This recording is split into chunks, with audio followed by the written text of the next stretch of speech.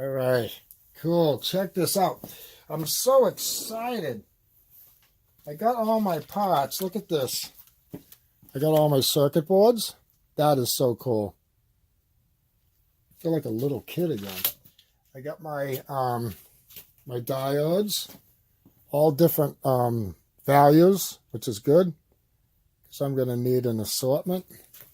And I have my resistors, all different sizes and assortments. So I'm getting ready to electronize the world. I got these are light emitting diodes. Don't really need them, but I might. I'm thinking on using these pots to vary the voltages in certain spots that I need to use them. And I got these little switches that are just like the switches in this thing over here. So I'm going to start building my circuit. And let's see, are you seeing this? Yeah, you should be able to see that.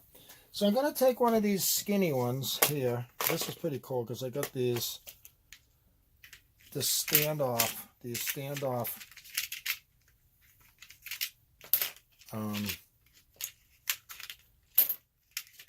points right here. You stick into just cut these off, stick them in so you can solder to them. They go in. I'm probably going to use one of these long skinny ones. And yeah, so you just cut them off and they go in here, and these things just pop right in to the holes here. I need a magnifying glass. I can't see. Oh, I got my glasses on. I'm going blind. Crap. All right, I got a magnifying glass. I can do this. And I made all my wiring so I can disconnect them, as you can see here. And they just pop apart so that I'll integrate these. I'll have the same type of connectors on the board also.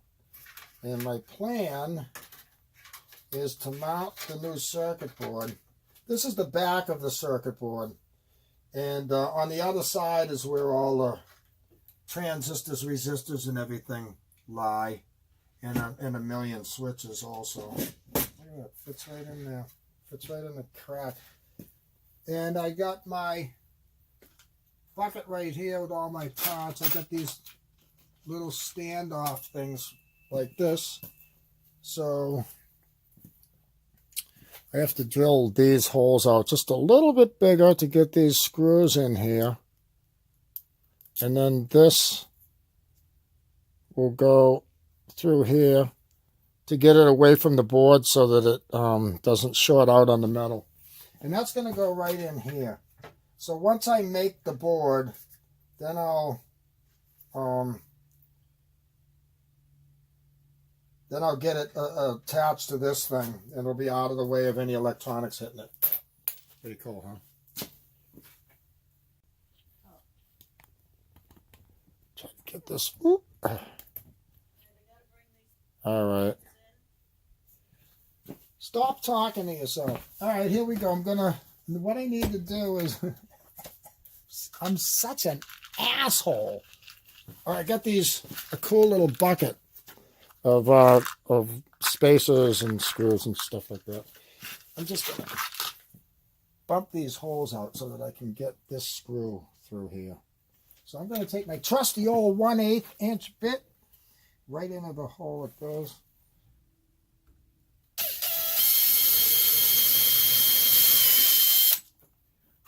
This is all dainty stuff. I'm not used to using these little dinky. Okay. Right here. Easy. Nice.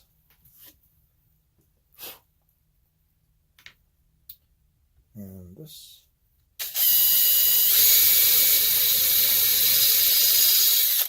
Okay.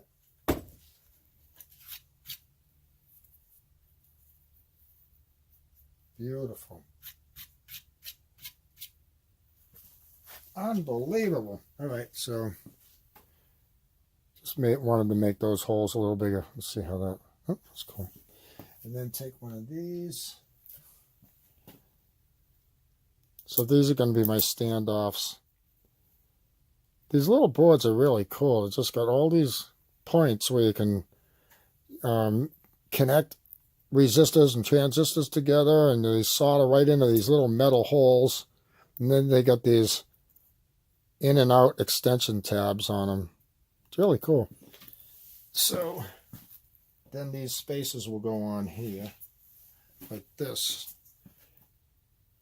I either need a longer screw or I have to cut these spaces down. Probably get some screws that are a little longer. Oh yeah, look, I even have some. Let's see. Right here. Do I have enough?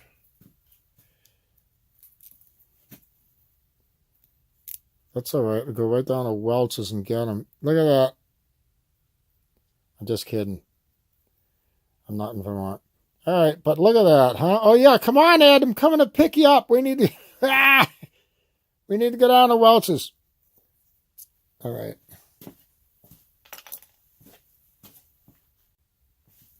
I'm just going to go ahead and put these on so I can use them for stands. Take these dinky little things. They're tiny, tiny, tiny. Just going to put 4 legs on this thing. The cool thing, these screws just barely, the screws just barely hit the edge of the, so I won't use either one of those holes. It's actually not hitting it. See? But I won't use those. I'll just skip using. I won't use this. Whoop, and I won't use that first hole. Just in case. Don't want that grounding out. So I'm just going to put another one of these on. Finally warmed up here. It's like 68, 70 maybe. What is it? It's 68 degrees. That's warm for us here, and I love it. The sun's out, 68 degrees. Just going to go right ahead and I decided to use a little bit wider of one. Put a spacer on.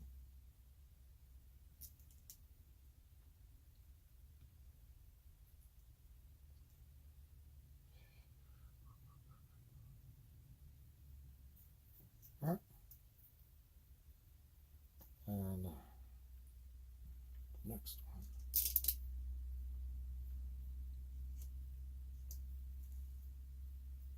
Wonder how that would be. Nope, don't want to do that. Keep it the same as it is. And now I got a stand. Might make it a little easier for me to work on.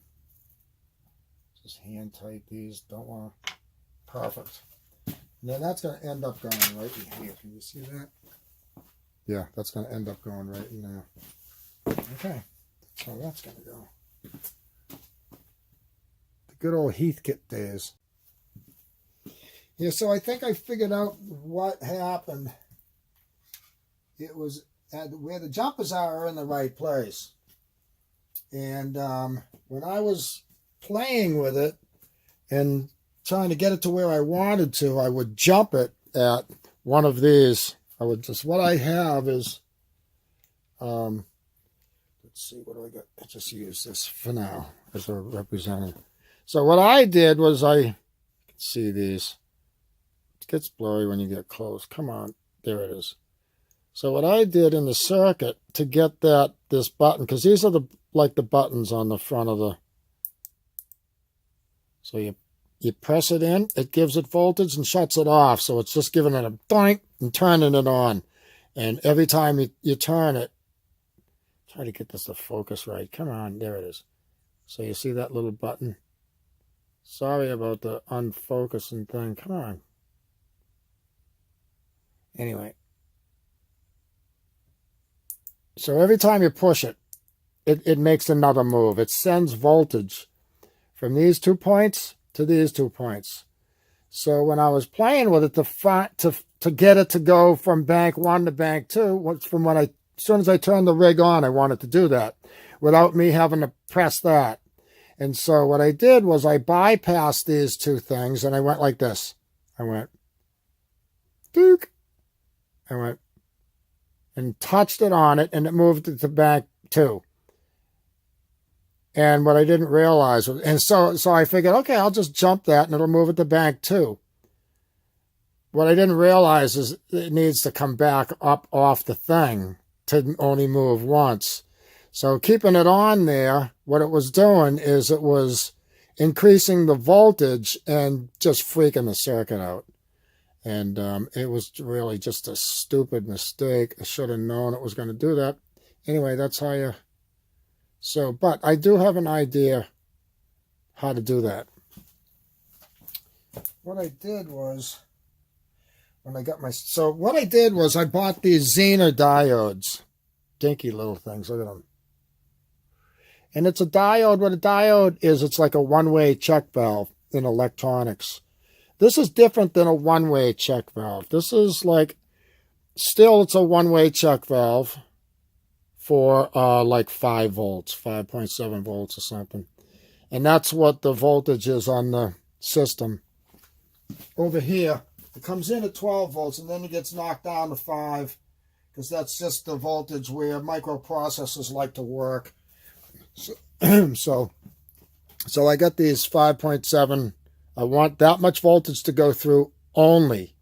So when I was pressing on this thing, when I bypassed these two legs, the voltage kept climbing because it was like holding it down like that. And that's not going to do anything. It's not going to burn the system out, but it's also not going to do anything.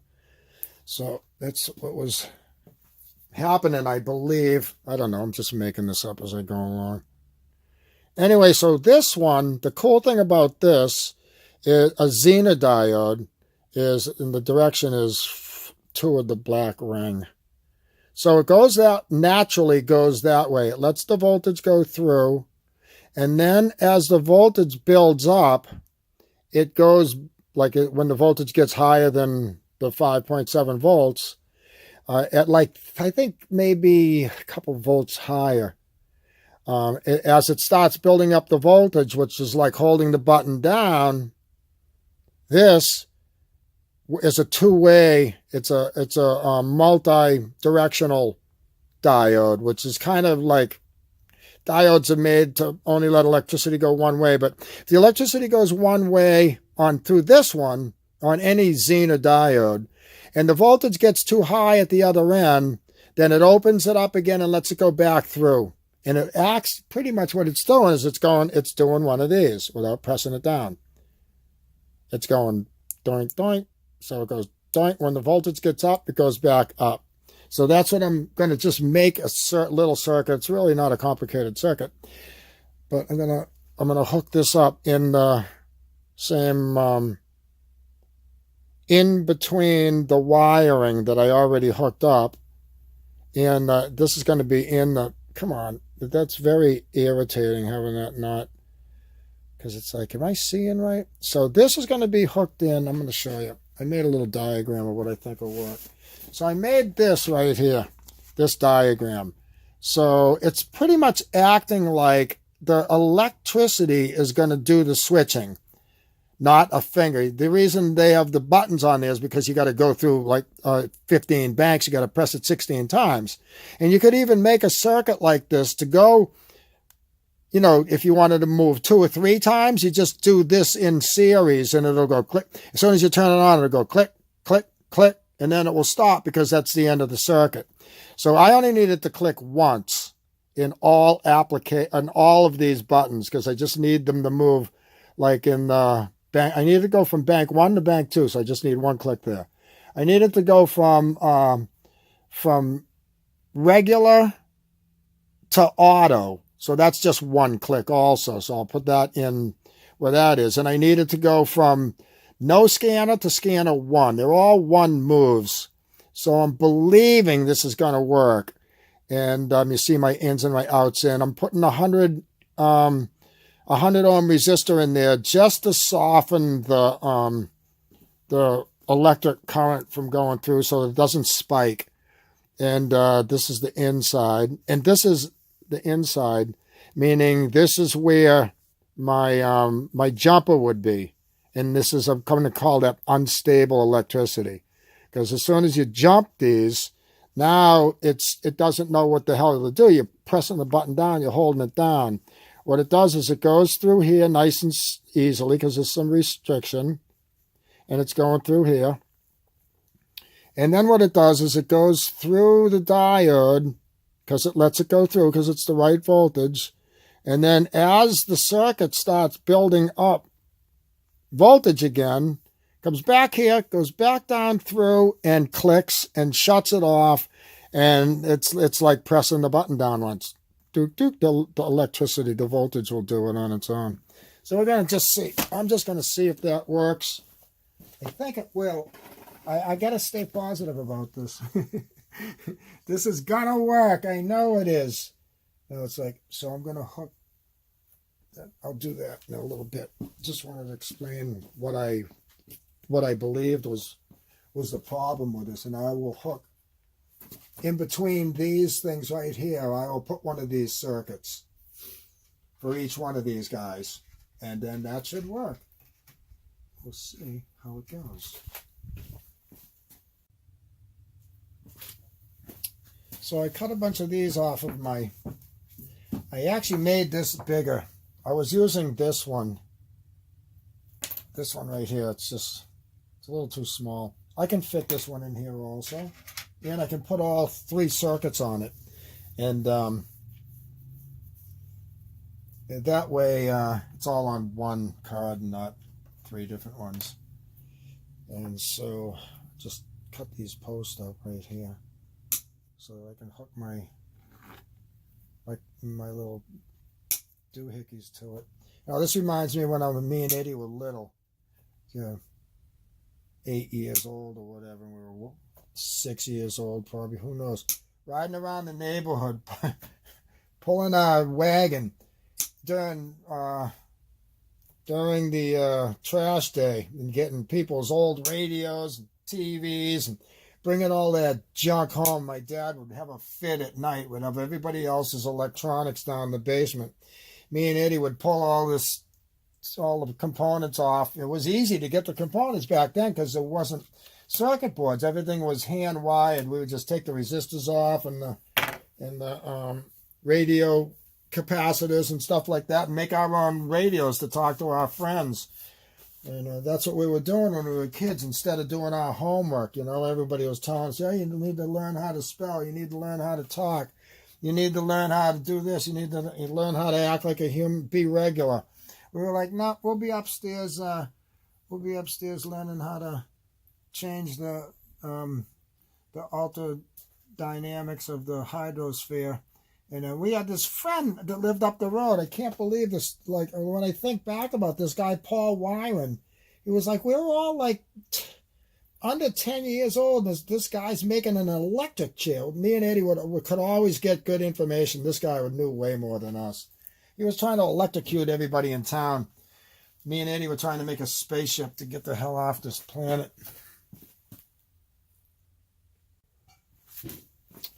I got plenty of other. I actually went online. I don't know this shit off the top of my head. I researched all this stuff to find out what could make this do what I wanted to do. So I got these. I knew that I needed a Zener diode, so I bought a assortment of all the different voltages. And these are all right in the voltage range of what the controller uses. And I bought like all these different different values of resistors also, because I'm not real positive the exact values that I need to make this happen. But I'm starting out with like the minimal amount of resistance, and I'm going to try to make this so that I can change these if I need to.